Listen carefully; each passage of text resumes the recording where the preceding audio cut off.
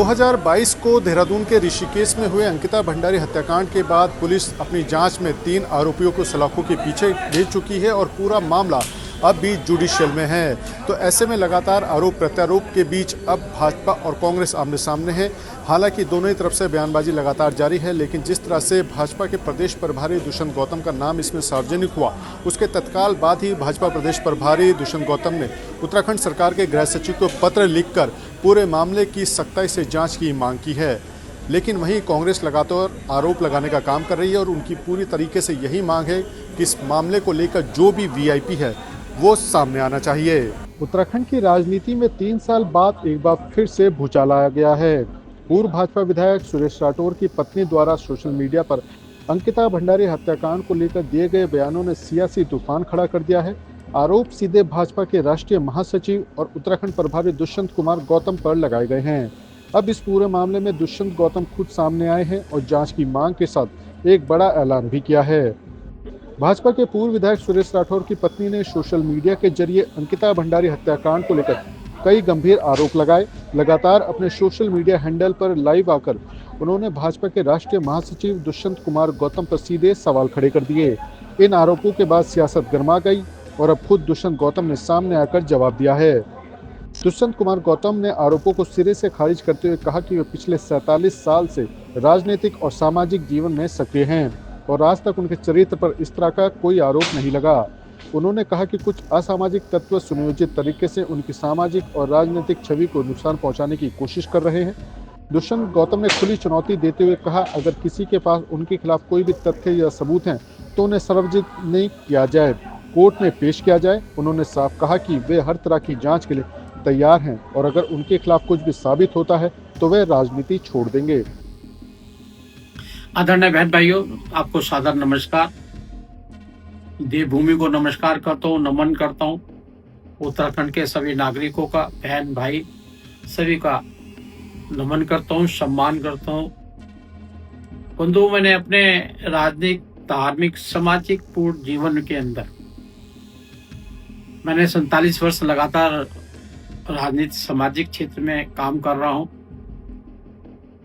अपने नैतिक मूल्यों को, भारतीय जनता पार्टी की प्रामाणिकता को, समाज में रहने वाले बहन बेटियों की इज्जत को सर्वोपरि मानते हुए आज तक जीवन के अंदर कभी भी ऐसी घटना मेरे चरित्र को लेकर कभी भी नहीं उछाली गई है। आज बड़ा दुखी होकर मैं आपके सामने आ रहा हूं। जिस प्रकार के कुछ असामाजिक लोग, गलत प्रवृत्ति के लोग जो मेरी छवि को धूमिल करना चाहते हैं, ऐसा प्रयास कर रहे हैं, ऐसे सभी लोगों को मैं आगाह करना चाहता हूं। जिस प्रकार से मीडिया में, सोशल मीडिया में लगातार ये वीडियो चल रही है, ये जहां से शुरू हुई है उसकी इंक्वायरी होनी चाहिए, उस व्यक्ति से तथ्य लेने चाहिए, उस तथ्य की प्रामाणिकता देखनी चाहिए। सब चीज के लिए मैं तैयार हूं, लेकिन जो भी लोग ये भ्रम फैलाने का काम कर रहे हैं, मेरी छवि को धूमिल करने का काम कर रहे हैं, मैं उनको आगाह करना चाहता हूं। इसकी सबकी जांच की जाएगी। मैंने होम सेक्रेटरी को भी लेटर लिखा है, पत्र लिखा है। इन सब की जांच भी की जाएगी और मूलतः जिस व्यक्ति ने ये षड्यंत्र रचा है उस पर कानून कार्रवाई भी की जाएगी और मानहानि का मुकदमा भी करूंगा।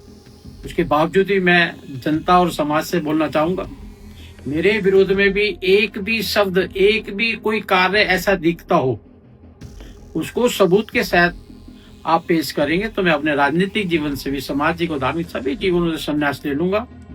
लेकिन ऐसे षड्यंत्र जो उस महिला, हमारी बेटी के बार बार उसका नाम लेकर उसको अपमान करने का काम कर रहे हैं, मैं माँ बहन बेटियों के भी अपमान है और मुझे लगता है मेरा भी चरित्र बनाने का काम कर रहे हैं। उनको तैयार रहना चाहिए। जो मेरा मान गिराया गया है, मैं उनके विरुद्ध कार्रवाई करने वाला हूँ। दुष्यंत गौतम ने यह भी बताया कि उन्होंने पूरे मामले की निष्पक्ष जांच के लिए गृह सचिव को पत्र लिखा है। साथ ही षड्यंत्र रचने वालों के खिलाफ कानूनी कार्रवाई और मानहानि का मुकदमा दर्ज कराने की भी बात कही है। वहीं सत्ताधारी भाजपा का भी इस विवाद पर बयान सामने आया है। भाजपा प्रदेश प्रवक्ता हनी पाठक का कहना है कि भाजपा की सबसे बड़ी पहचान उसका अनुशासन है। अगर किसी भी स्तर पर आरोप साबित होते हैं तो पार्टी पद या प्रतिष्ठा नहीं देखती। इस पूरे विवाद के बीच कांग्रेस का आरोप है कि दुष्यंत गौतम के बयान उनके भीतर के डर को उजागर करते हैं। कांग्रेस का कहना है कि सवाल सिर्फ छवि का नहीं, चरित्र का है और वह तभी साफ होगा जब पूरे मामले की निष्पक्ष जांच होगी। दुष्यंत गौतम जी का ये बयान ये बता रहा है कि उनके अंदर बेहद ज़्यादा डर है, क्योंकि अगर आज वो अपनी छवि की बात कर रहे हैं तो सवाल तो उनके चरित्र पर हो रहा है ना, और चरित्र के बारे में अब तभी साफ होगा जब सीबीआई जांच कोर्ट मॉनिटर्ड कराई जाए। लेकिन मुख्यमंत्री पुष्कर सिंह धामी जी को अब ये बताना होगा कि उनके पुलिस अधिकारी भी व्हाट्सएप ग्रुप्स में पत्रकारों को कह रहे हैं कि इस मामले को दोबारा क्यों उठाया जा रहा है, क्यों अंकिता भंडारी की हत्या दोबारा करी जा रही है। तो ये बात साफ है कि इस पूरे मामले में जिस तरह से उर्मिला सनार सामने आई है, उनको सुरक्षा दी जानी चाहिए और दोबारा से इस जाँच को खोला जाना चाहिए। अगर खोली जाएगी जाँच तो साफ हो जाएगा कि जो दुष्यंत गौतम जी का नाम है या किसी और का नाम है वो सब सामने आ जाएगा। तो बच क्यों रही है सरकार, बचना क्यों चाहते हैं दुष्यंत गौतम? क्यों वो पत्र लिखकर होम सेक्रेटरी को कह रहे हैं कि इन आईडीज को रिस्ट्रिक्ट करिए? इसका मतलब है आप डर रहे हैं क्योंकि आपका नाम आ गया है। जांच से सब कुछ साफ हो जाएगा। अगर उन्होंने कुछ नहीं किया तो उन्हें भी क्लीन चिट मिल जाएगी। उन्हें तो स्वयं कहना चाहिए कि जांच करवाओ। देखिए, भारतीय जनता पार्टी की सबसे बड़ी खूबसूरती ही ये है कि अगर किसी भी तरीके की कोई भी इस तरीके की अफवाह उड़ती है जो अनुशासनहीनता को दर्शाती है, उसके लिए हम लोग पद और प्रतिष्ठा का कोई भी वो चीज़ नहीं रखते हैं कि हमें पद पर बने ही रहना है। तो आदरणीय हमारे प्रदेश प्रभारी श्री दुष्यंत कुमार गौतम जी ने स्पष्ट कर दिया है कि सबूत अगर किसी के पास है तो उसे पब्लिकली दिखाइए और सबूत कोर्ट में भी पेश करिए। अगर सबूत में कुछ भी ऐसा मिलता है जिसमें वो दोषी पाए जाते हैं तो निश्चित रूप से वो पार्टी को स्वयं इस्तीफा दे देंगे, क्योंकि भारतीय जनता पार्टी अनुशासन वाली पार्टी है। भारतीय जनता पार्टी एक भारत श्रेष्ठ भारत वाली पार्टी है। तो उसमें इस तरीके की कोई भी चीज़ें अगर निकल कर आती है तो निश्चित तौर पर उन्होंने जो बात कही है, जो बयान दिया है, वो 100% सत्य है। एक तरफ दुष्यंत गौतम सबूत सामने लाने की खुली चुनौती दे रही हैं और राजनीति छोड़ने तक का दावा कर रहे हैं, तो दूसरी तरफ विपक्ष इस पूरे विवाद को अंकिता भंडारी हत्याकांड से जोड़कर सरकार पर दबाव बना रहा है। अब देखना होगा कि यह मामला सिर्फ सियासी बयानबाजी तक सीमित रहता है या जांच के बाद कोई बड़ा सच सामने आता है।